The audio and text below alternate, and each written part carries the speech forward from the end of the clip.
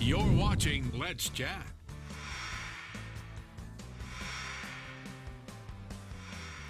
Out of all of the things many of us have not been able to do since the coronavirus broke out is visit loved ones in assisted care facilities, nursing homes, things of that nature. Well, now that's sort of beginning to crack. Slowly, folks are being allowed back in. But what do you look for once you're there? Here's the guy with the answers to that. It is C. Mark Warren from Morning, Griffin. Chip. How you doing? Doing very well, sir. How are you? Ain't it good to be alive and be in Tennessee? Yes, sir, it is. I knew you'd bring something orange, and you have. Yes. We will get to this here in just a moment. Sure. Literally, thousands of people in our viewing area have not been able to see their loved ones in over a year in person. And holding a cell phone or an iPad or something in front of them ain't the same.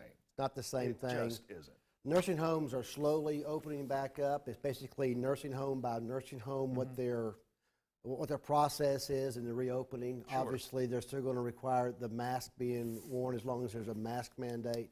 But we thought it was a good idea at the firm to kind of put together a care package that if you want to come down to the firm and pick up a care package of items that we would bring to a loved one in a nursing home that we've not seen in a long time. Just personal items. For example, I would bring a shawl. You know, they probably had not had a piece of clothing or a shawl.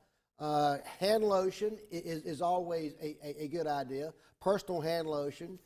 You'll need to pack that yourself because there might be some allergies involved. Right. We think like puzzle books would be a good idea to bring loved ones.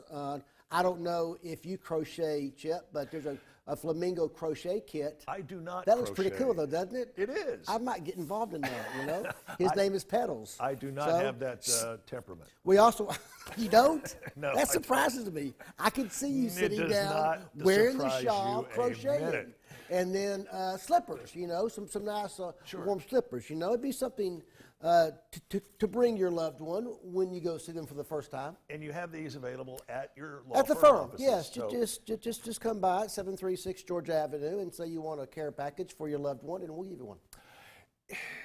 people, when they see their loved one in these facilities for the first time in a year, Oh, see, it's heartbreaking. I really think that if it was me seeing my parents in a nursing home that I've not seen in a year face to face, I would take a moment in the parking lot and gather my thoughts in prayer because you really do not know what to expect when you first walk in their room. And so first of all, I would sit in the parking lot and just gather your thoughts and prepare yourself for seeing your loved one that you've not seen because their physical condition has changed. No doubt. There's just no way around that, you know. As has most of ours. Yes, yeah. So they're going to have a little shock on their Yes, end they also. are, you know, mentally and physically. So I'm sure everybody is aware of that, but I would certainly take a moment and then I would spend some time talking to my loved one about how the year has been. If it was me and it was my mom and dad, I would be looking for, you know, one of the great benefits that we had before COVID is we could drop in on our parents. Right. And we can check on them, you know, every day if we want to. And we could pick up on, you know, I hate to say this, you know, but bruising and bed sores and something going on. The problem with not being there every day or being outside with a cell phone is you don't pick up on the bruising or the bed sores that may occur in a facility. And you have to listen to what your loved one is saying because a whole lot of time has gone by. You think a year has gone by quickly for you. It has gone by incredibly slowly for them. That's a great point, Chip. I think that the first time that you go meet a loved one, you want to set aside an hour or two. It just can't be a quick drop-in. Set aside an hour or two to listen, like you mentioned, to have a conversation because they have been out of touch for a year. Be a good opportunity to kind of bring them up. I would bring photographs of the grandkids, great-grandkids to show how they've grown.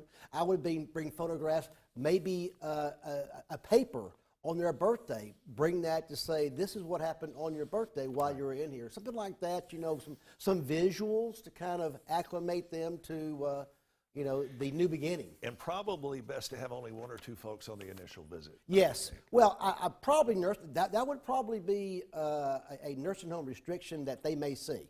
They may limit the number of, I would hope they would, limit the number of visitors as they slowly open up. You don't want to open up too soon and subject the residents to COVID. So I would just say it'd probably just be one person anyway wearing a mask. And you know, as we have said, it has been a change on both sides of that particular fence.